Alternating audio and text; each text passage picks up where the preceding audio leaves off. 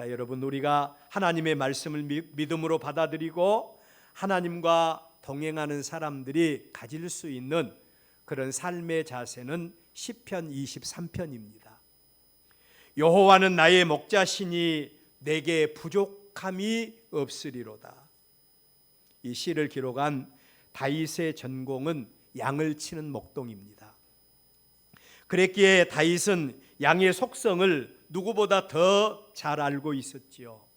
양은 절대로 홀로 존재하며 살 수 있는 동물이 아닌 것을 알고 있습니다.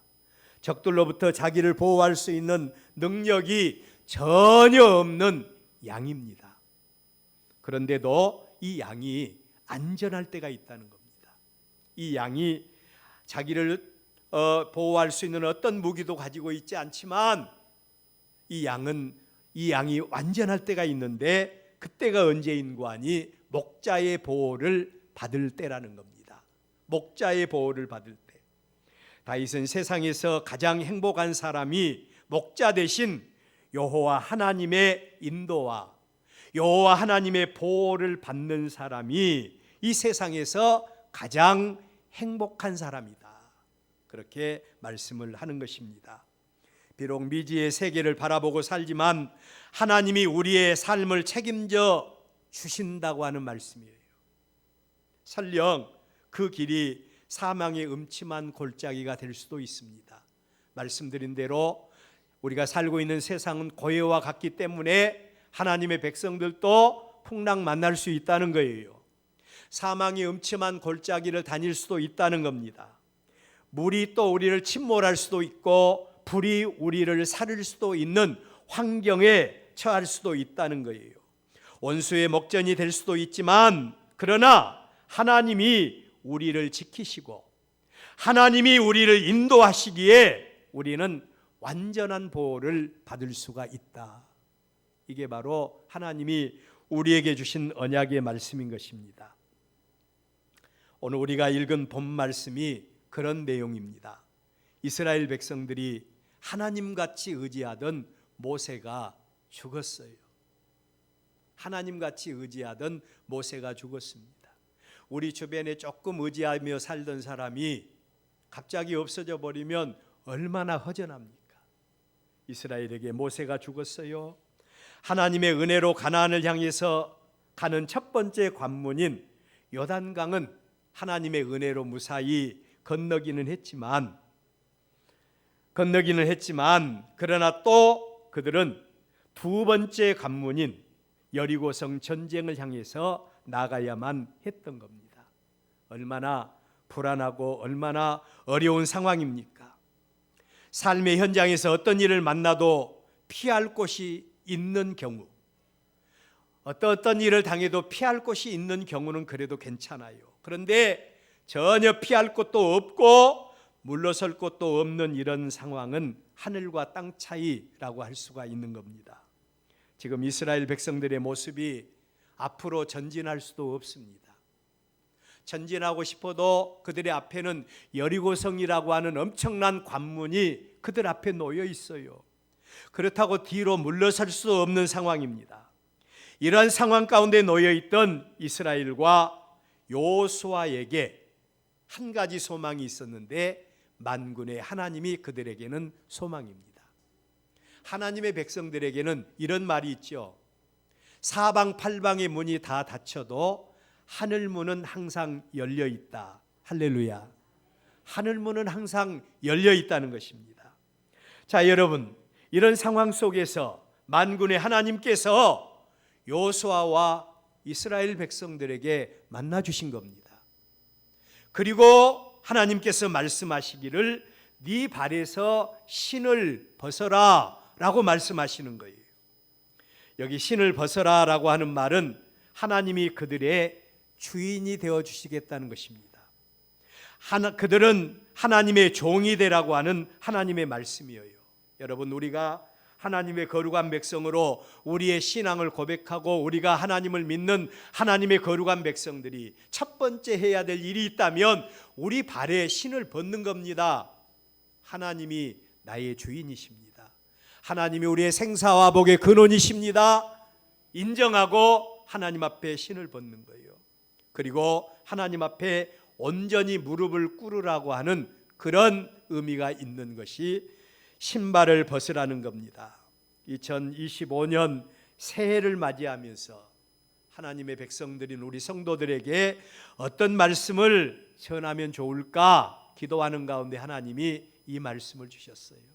네 발에 신을 벗으라는 것입니다. 굳게 닫혀버린 이 세상을 살아가야 될 사람들에게 사람들 가운데서 가장 행복한 사람이 누구일까요? 우리가 살아가야 할 세상은 누구에게나 다 동일합니다. 어떤 사람들은 예수 믿는 사람이 그런 어려움을 당할 수 있냐? 하나님이 살아 계시냐라고 이렇게 말하지만 하나님이 어디 예수 믿는 사람에게만 햇빛을 주시고 예수 믿는 사람에게만 하나님께서 비를 내리시고 예수 믿는 사람들만 일할 수 있는 일거리를 주셔서 예수 믿는 사람만 복을 주시던가요? 하나님은 우리 모두에게 일반 은총이라는 것을 주십니다. 모두가 다 같이 누리는 은혜인 것입니다. 그러기에 이 세상은 믿는 사람이나 믿지 않는 사람이나 다 동일하다는 겁니다. 물론 세상에는 금수저를 물고 태어난 사람이 있을 수가 있죠. 흙수저를 물고 태어나는 사람도 있을 수 있습니다. 그러나 우리는 기억해야 됩니다. 세상을 사는 모든 사람들은 다 같이 믿는 사람이나 믿지 않는 사람이나 금수저나 흙수저나 모든 사람이 다 같이 미지의 세계를 살아가야 된다는 겁니다. 미지의 세계를 살아가야 되고 그 세계에서 어떤 일을 만날는지 알 수 없는 것이 바로 우리네 인생이라는 거예요. 지난 주일 아침에 우리는 생각지도 못한 엄청난 재난의 현장을 목격을 했지요. 그것도 우리 주변에, 우리 지역에 무안공항에서 비행기가 폭발하는 사건으로 179명이라고 하시는 많은 인명들이 한순간에 우리와 생을 달리하는 이런 엄청난 안타까운 이런 일을 만나게 되었습니다. 그런데 여러분, 그들 가운데는 나름 금수저를 물고 살아가는 사람도 많이 있었다는 거예요. 금수저를 물고 살아가는 사람도 많이 있었습니다. 그런데 그들도 어느 한순간에 무너져 버립니다. 이 일은 어느 특정인들만의 일이 아닌 것입니다. 우리 모두가 다 같이 당할 수 있는 그런 일이라는 사실이에요. 우리의 미래는 절대로 우리의 것이 될 수가 없습니다. 생사화복, 흥망성쇠를 주관하시는 하나님의 영역이 바로 우리의 미래다. 하나님의 영역입니다. 오늘 우리 본문에서 우리는 가나안 정복 전쟁을 위해서 가나안의 관문이라고 하는 여리고성을 향하여 나가는 여호수아와 이스라엘 백성들을 만나게 됩니다. 이 성은 보통 성이 아니에요. 가나안 땅의 중심부로 들어가는, 가나안 땅의 중심부로 들어가는 첫 번째 관문답게 이 성은 역사와 전통을 자랑하던 그런 성입니다. 이 성이 무너지면 가나안의 중심부가 뚫리게 되는 겁니다. 그런데 이 성은 지금까지 단 한 번도 무너져 본 적이 없는 성이에요. 그런데 그러한 성을 향하여 나아가는 여호수아와 이스라엘 백성들의 심정이 여러분 어떠했겠어요? 지금까지 단 한 번도 일어난 적이 없는 일들을 눈앞에 두고 그것을 행해야만 한다는, 그것을 행해야만이 살 수 있다고 하는 절박함을 안고 있는 그들의 마음이 어떠했을까요? 여러분, 우리의 미래를 바라보면서, 우리가 당면한 현실을 바라보면서 우리가 이 문제를 딛고 일어서야 되는데 이런 문제에 대해서 우리는 어떤 마음을 갖고 있습니까? 두 가지 마음을 우리는 반응을 보일 수가 있죠. 첫째로는 소극적인 반응입니다. 안 된다고, 할 수 없다고, 지금까지도 그러했는데 앞으로도 그럴 것이라고 하는 이런 부정적인 반응을 우리들 가운데는 가질 수가 있어요. 나는 이것밖에 안 돼. 내가 타고 나온 복이 이것밖에 되지 않는다고 우리는 얼마든지 말할 수 있죠. 심리학을 연구하는 학자들은 이런 사람들에 대해서 절대로 성공적인 삶을 살 수 없는 사람들이라고 말합니다. 이런 사람들은 성공적인 삶을 살 수가 없대요. 어떤 학자는 우리가 뱉은 말에는 곱비가 달려 있다고 그럽니다. 곱비가 달려 있다. 그래서 우리가 어떤 말을 할 때 그 말은 말하는 사람의 주인의 말대로 그 사람을 인도한다고 말하는 학자도 있어요. 이스라엘의 12 정탐꾼들 가운데 10사람의 정탐꾼들이 그렇게 대답을 했죠. 그 땅은 좋은 땅이고 하나님이 우리에게 기업으로 주실 수 있는 땅이기는 한데 그곳에 사람들이 많고 그들의 성은 하늘을 뚫을 수 있을 정도로 크고 견고한 성이고 우리는 그들에 비하면 메뚜기와 같다. 부정적인 말을 하는 모습을 볼 수가 있어요. 그들은 그들의 말대로 가나안 땅에 입성하지 못하고 광야에서 죽음을 맞게 되는 그런 모습을 볼 수가 있습니다. 어떤 일을 앞두고 우리가 부정적인 말을 할 때 절대로 그들은 그들의 삶 속에서 승리의 삶을 살 수 없다는 말씀을 드렸습니다. 반면에 적극적인 반응의 사람도 있습니다. 같은 환경, 같은 상황인데도 지금까지는 아무도 해보지는 못했다. 지금까지 해도 잘 안 됐어. 그렇지만 우리 다시 한 번 더 해보자. 다시 한 번 더 해보자. 그들은 그들이고 우리는 우리가 아니냐라고 말하면서 적극적으로 반응하는 사람들이 있을 수가 있다는 겁니다. 일반 은총의 논리 가운데 사는 사람, 세상 사람들도 이러한 사고, 우리도 할 수 있어, 하면 돼, 까짓것 한번 부딪혀보지, 이렇게 하면서 적극적으로 그들의 삶을 사는 사람들 가운데 성공적인 사람들이 많이 있다는 겁니다. 그래서 한때 우리나라에 우리 교회 안에서도 그랬지만 일반 사람들 가운데도 적극적인 사고방식이라고 하는 이런 사고방식을 주입하고 그리고 그들의 삶 속에서 열심히 살아가는 이런 일들이 많이 있었습니다. 그러나 이런 사람들은 많은 사람들 가운데서 아마 가뭄에 콩나듯이 굉장히 드문 케이스라고 할 수 있죠. 굳게 닫혀버린 인생을 살아가야 할 사람들 가운데서 가장 행복한 사람이 누구인가? 창조의 주인이시고 복의 근원이신 만군의 하나님께서 관계해 주신 사람입니다. 이스라엘을 애굽 땅에서 인도해 내신 하나님께서 그 백성들에게 주신 말씀이 있어요.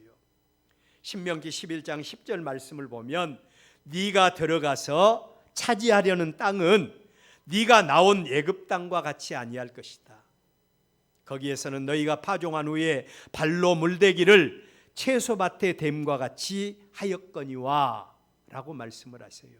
애굽 땅, 사람이 살고 있는 곳, 그곳의 땅은 비옥에서 사람이 발로 물대는 정도로 물이 굉장히 흔한 땅이었어요. 그런데 이스라엘 백성들에게 주신 말씀은 너희들이 들어가서 얻을 땅은 산과 골짜기가 있어서 하늘에서 내리는 비를 흡수하는 땅이 될 것이다. 젖과 꿀이 흐르는 땅을 기대했던 이스라엘 백성들에게 하나님이 주신 말씀은 너무도 비참해 보일 수가 있습니다. 이것으로 끝나버리면 하나님 왜 하나님의 백성들에게 그런 땅으로 그 백성들을 인도하시려고 우리를 이렇게 고생 시키셨습니까? 라고 말할 수 있어요. 그 이후에 이어지는 말씀이 중요합니다. 뭐라고 말씀을 하십니까? 분명히 그 땅은 땅에 산과 골짜기가 있어서 내리는 비를 흡수한 땅이지만 그럼에도 불구하고 그 땅에서의 삶을 누가 책임져 주신다고 했는고 하니 하나님이 책임져 주신다는 겁니다. 그 땅에서의 삶을 하나님이 책임져 주신다. 혹시 여러분 우리의 삶 속에서 산과 골짜기와 같은 이런 삶을 여러분들 만나고 계세요? 우리가 경영하는 일들이 힘들고 어렵습니까? 이런 상태에서 우리가 낭망하고 좌절할 것이 아니라 하나님이 우리에게 주시는 뒤이어 주시는 말씀을 우리는 기억해야 돼요. 내가 함께하겠다. 연초부터 연말까지 이른 비와 늦은 비로 하나님께서 그 백성들에게 관계해 주시겠다는 겁니다. 이게 바로 하나님의 말씀이에요. 모든 삶을 책임져 주시겠다는 겁니다. 단지 그 백성들이 하나님의 언약 가운데 있을 때만, 하나님의 말씀 가운데 있을 때만 하나님이 그렇게 해 주시겠다고 하는 말씀이에요.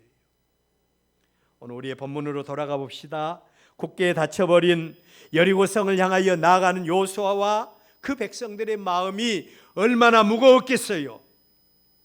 그런데 그 길에서 만군의 하나님께서 그의 군대 장관을 친히 요수아와 이스라엘 백성들 가운데 보내주신 겁니다. 요수아와 만나주시는 장면을 볼 수 있습니다. 그리고 너를 돕기 위해서 왔다고 말씀을 하세요. 당신이 누굽니까? 나는 하나님의 군대 장관으로서 너를 돕기 위해서 왔다고 말합니다.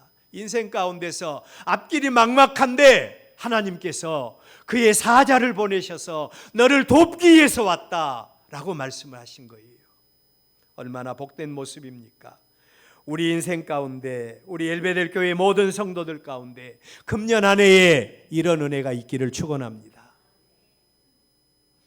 하나님이 우리와 함께 주신 것만도 감지덕지인데 그 하나님이 나를 돕기 위해서, 그의 백성들을 돕기 위해서 그의 군대 장관을 파송해 주셨다.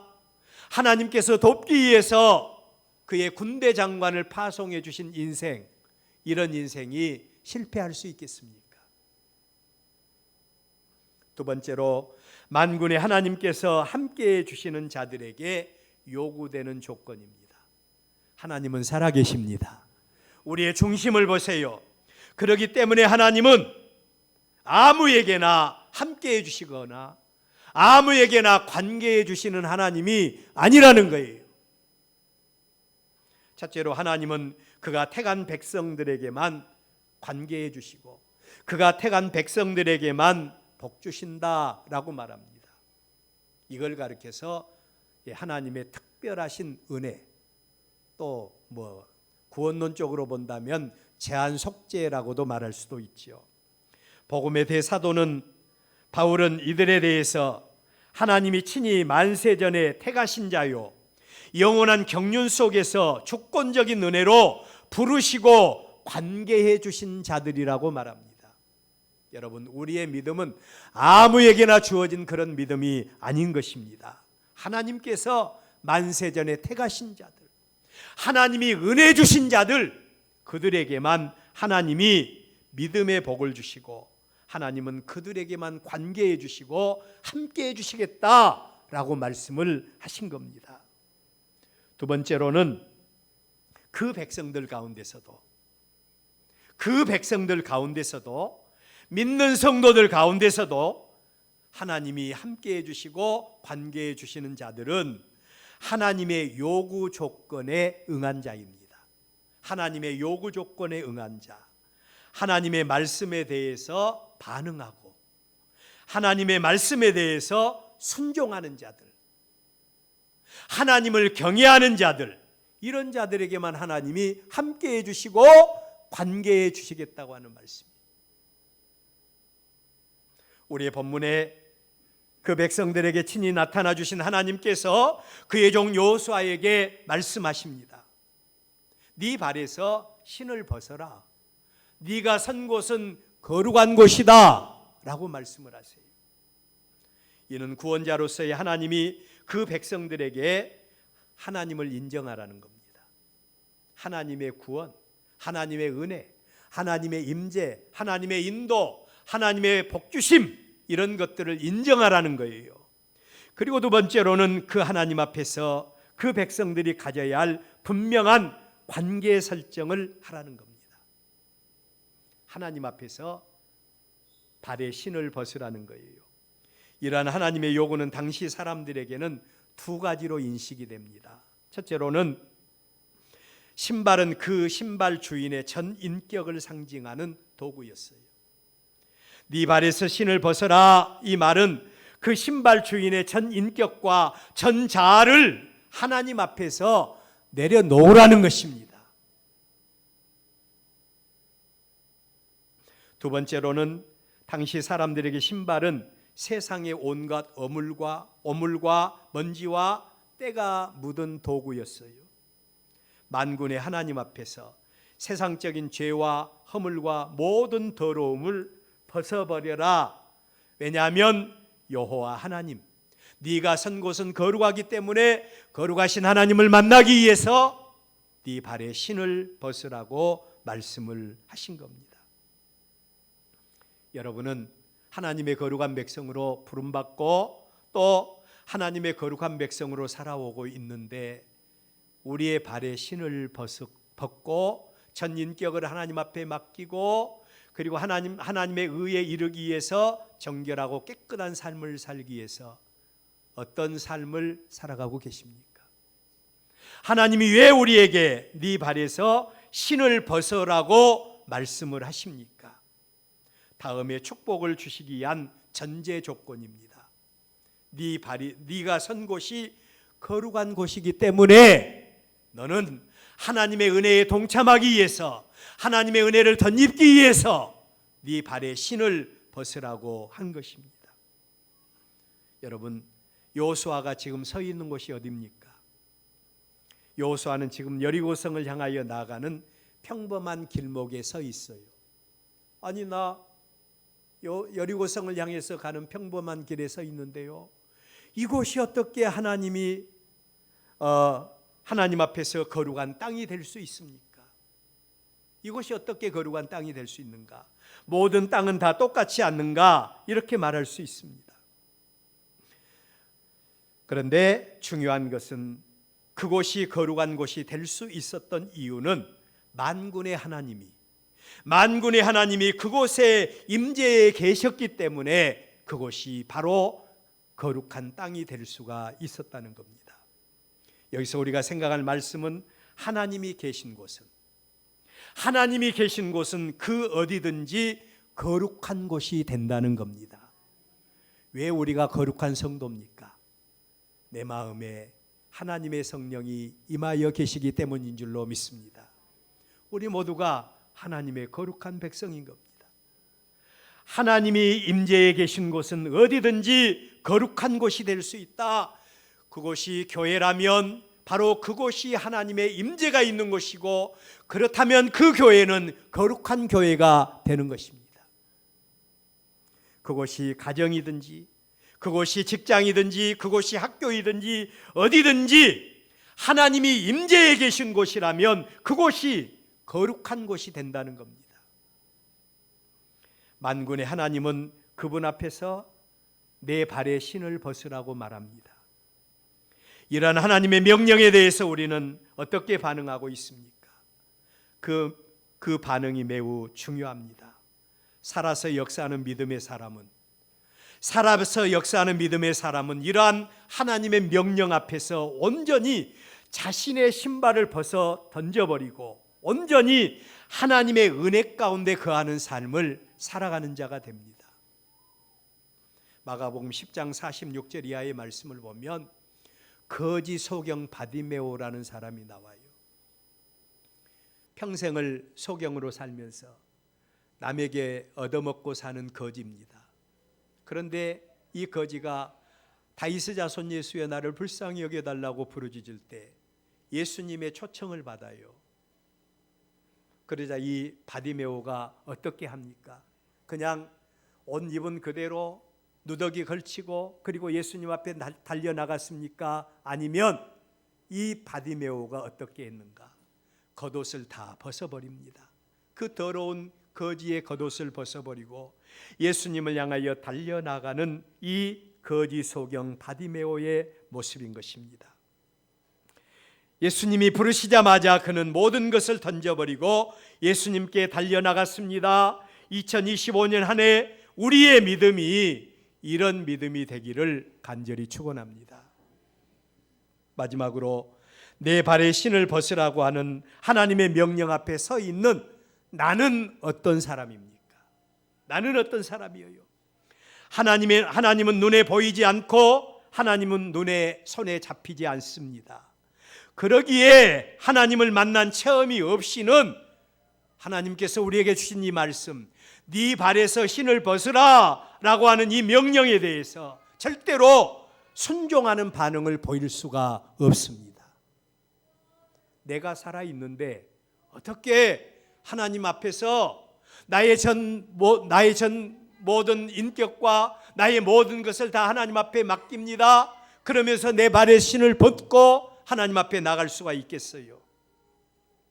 민수기 21장 5절 이하의 말씀을 보면 광야의 이스라엘 백성들이 기적적인 하나님의 은혜 가운데 살고 있는 모습을 구체적으로 보여줍니다.